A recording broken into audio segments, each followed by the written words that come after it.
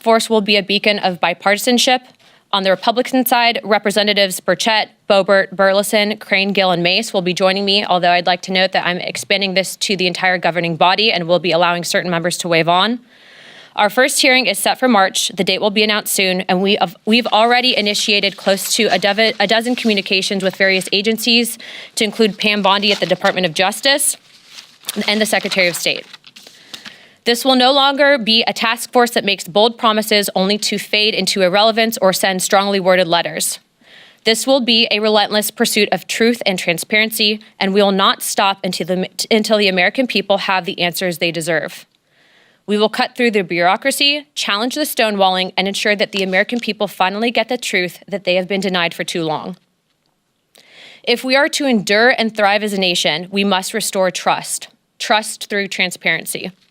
The American people must be trusted to think for themselves, to form their own judgments from the truth that they are entitled to know. We've been treated like children for too long and kept in the dark by those we elected to serve us. It is my solemn duty to begin mending this trust, to form a new relationship between the government and the governed. Let us embark on this journey together towards a government that does not serve, but one that enlightens. That does not just serve, but one that enlightens. Trust through transparency, that begins now. Without further ado, we'd like to open it up for questions, as I'm sure many of you have those. Hands up. Thank you, Mary. Obviously, your goals are aligned with the administration's on the declassification of Martin Luther King and the Kennedys. How would you handle if you end up, whether it's President Trump or Attorney General Bondi or D&I Gabbard, if they disagree with what you're looking to declassify on a certain topic, whether it's UAPs or 9/11 or something like that? How would you handle if there's some stuff that they don't necessarily want to declassify? Well, certainly, I think that they'd be supportive, being that they're advocating for this. But also, I want to remind the American people that this is bipartisan. There's also Democrats that are looking into answering these very questions. But certainly, we would share that information with the American people. This is about transparency. And I think, again, as I stated, for far too long, there's been a massive push to keep the American people in the dark, and that ends today. Do you have subpoena power? Chairman? The task force does not have subpoena power. I do. The task force is going to be subsidiary of the full Oversight Committee. So if we have to issue one, Congresswoman Luna, we'll discuss it and we'll take appropriate action. But in full transparency, we have a great working relationship, as I stated earlier, with the White House, with the DOJ, with the Secretary of Defense, and the Secretary of State. The incoming FBI director, I think, will be very supportive, and we've also been told that the CIA director is very supportive. To put it in perspective, I think that this issue transcends not just one administration, but multiple administrations, and it hasn't been until now that we've been able to get people actually in positions of power that will push for transparency. Now, if I find that different entities in the various intelligence agencies are stonewalling us, I'm going to make that known to the American people. But as of right now, we are cautiously optimistic. What's your priority list? Because Epstein, 9/11? Our first investigation will be announced, but it's going to be covering on a thorough investigation into the John F. Kennedy assassination. And I can tell you, based on what I've been seeing so far, the initial hearing that was actually held here in Congress was actually faulty in the single bullet theory. I believe that there were two shooters, and we should be finding more information as we are able to gain access into the SCIF, hopefully before the files are actually released to the public. Thank you for doing this. Have you identified the Democrats who will sit on the task force, and could you talk a little bit more about the role of Democrats in this? Yeah, so again, this is a bipartisan commission. Remember, JFK was a Democrat, RFK was a Democrat, and I'm sure that I think the entire conference has a question on what actually happened with Dr. Martin Luther King, but also UAPs. You guys know that that was the biggest bipartisan bicameral hearing that we've ever had, I think, in congressional history. I do not know who their members are yet. They've noticed it, but they're taking this very seriously. This is not a conspiracy theory investigating committee. We're actually looking to present truth to the American people. And it's in my opinion that no one person elected to office is more important or more qualified to look at the information that they've been hiding from us. And so we look to push for that transparency.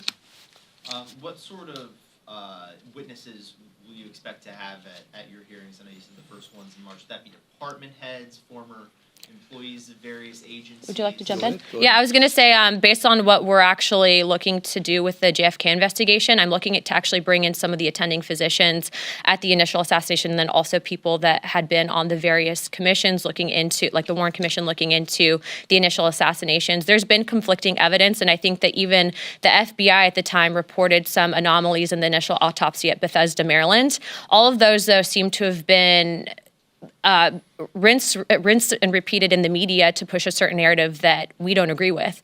And so I think that in order to put to bed some of the theories that have been out there on John F. Kennedy, we have to know the full truth. And the full truth starts with transparency. And that's why these files is so important for the American people to read for themselves. With this task force, what are you hoping to uncover as far as UAPs that you have not already heard from other UAP hearings? The biggest information problems that we've had with UAPs is the amount of stonewalling, stovepiping, and also it seems that there is this push to gaslight the American people into looking at the evidence and then not fully believing it. I think for us, if we're writing the budget, for example, into the Pentagon, if we're writing the budget overall for whatever programs might be out there, why is it that members of Congress who are given a top secret security clearance are being denied access? That's not a free and true government. And so for us, especially being that we have now a Secretary of State who's actually open to declassification and Marco Rubio, we're hoping to present that information and at least acknowledge it from a government perspective that we are not alone, but also let's see what the evidence is. Thank you. Have you already been in contact with or started to send requests to these different agencies and federal departments for this information? Yes, in fact, letters went out this morning, not just on RFK, JFK, and MLK, but on everything that I had listed above to include UAPs, Epstein, and 9/11 and COVID, to the State Department, Department of Defense, CIA, and then also we'll be sending some to the FBI, and letters have also gone out to the NSA.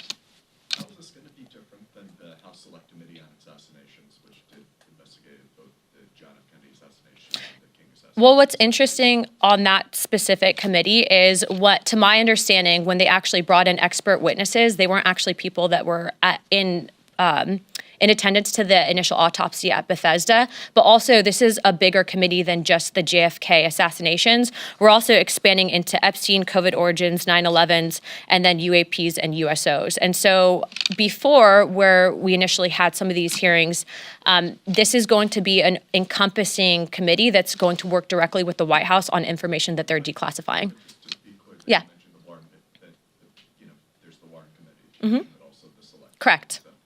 Correct. There's actually 3 different government investigations into the JFK assassination. But again, this committee is expanding not just there, but outwards into other fields. And again, we're working directly with the White House. In previous investigations, they didn't have access to the information that we are going to have access to. And so that's a big deal, especially if you're looking at what truly happened with JFK. Are you going to get a top secret clearance? I already have a top secret clearance. You do. All members of Congress have a TSCI. The question is do we get SAP access, of which Chairman Comer has been very supportive and will be getting SAP access as well. Okay, 2 more and then we're going to wrap it up. Obviously, some of the questions on some of these topics, whether it's Jeffrey Epstein or COVID-19, the questions are obvious. What specifically, though, are the questions you're looking to get answered with regards to September 11th? We just want the truth. How much did the CIA know in advance? But also remember, when you have only certain information that's shared with the American people, that's when conspiracy theories happen. And it's in my opinion that conspiracy theories can be detrimental. It doesn't mean that in the last couple of months we haven't been right on a few things, but what I will say is I think that we deserve to give this information to the American people. I don't agree with the stonewalling that's occurred. And also, how do we prevent things like it from happening in the future? And we have to know the full picture, and the American people deserve to know that as well. Can we expect any collaboration with the Department of Government Efficiency? I don't know what information DOJ would have, but I would encourage them if they have anything on JFK, Epstein, or anything in between that they bring it to our office immediately. Okay, 1 more and then we'll wrap it up. Can we have this one? This is for Chair Comer, if you don't mind. Of course. Your oversight of sanctuary cities.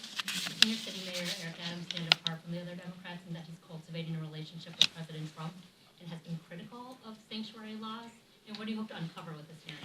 Well, we have a lot of questions. Some of the people in the mayor's administration have been vocal that they weren't going to comply with federal law, that they were going to continue to act as sanctuary cities. We want to know about coordination and communication they had between the previous administration. How did so many of these illegals get there? Who was paying for it? Who were they communicating with to be able to provide housing and so many other benefits to such a large population of people? Just the basic questions we all have. Who was paying for it? Who was leading the efforts to transport the illegals from wherever their entry point was in the United States to these sanctuary cities? And are the mayors going to comply with federal law now? Are they going to work with Tom Homan and the national security groups in the Trump administration to try to deport the criminal illegals and stop being a sanctuary city? Do you feel less worried about Eric Adams himself considering his signals? Worried about what? Do we feel less worried about Eric Adams? Eric Adams, I mean, he was one of the first mayors to bring up the crisis situation, the fiscal impact on the city. So I think he would be a very good witness, and we have a lot of questions for him, just like we do the other three mayors. So, All right, one last question, then we're going to wrap it up. News Nation, let's go. Can I ask about your relationship with whistleblowers? Is it going to be the normal process that Oversight typically does, or would this be, are you going to create a separate avenue for the task force? I mean, we're all about the normal process, but look, if you have information and it's credible, we've always approached it in that I'd like to be the person that does the interviews for it, mainly because, especially with stuff like this, we want to make sure that there's, not bad actors that are pushing false information to create a narrative that's simply not there. And so, every whistleblower that does come forward, as of right now, there's people that have been publicly out there, for example, on the JFK stuff, that were actually present in the room at the operating room where he was actually brought to right after the shooting. So we hope to bring those people in to testify. And again, these hearings will be open to the public. I am also expanding this to the entire conference. So if someone's going to take this seriously and look at it through an investigative lens and get answers for the American people, they are welcome to ask questions of the witnesses, and you guys will all receive notice of that.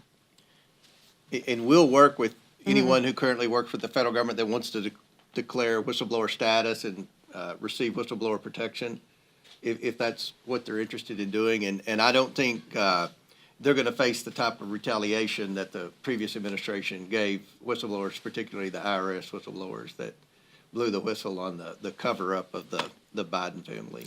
And I'd also like to close with this. If you are an independent investigator, we are being told that the FBI has now located thousands of pages of documents that they lost before, specifically relating to JFK.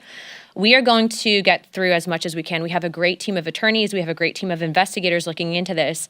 But it doesn't mean that we won't accept help from the public. And so we will be setting up a place for collection for people to present information.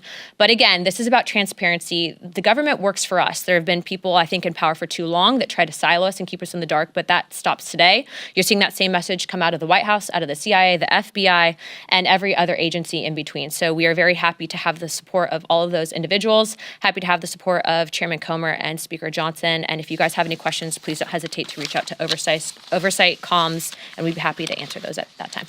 Thank you, guys. Thank you.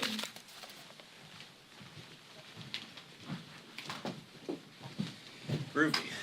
Swanky.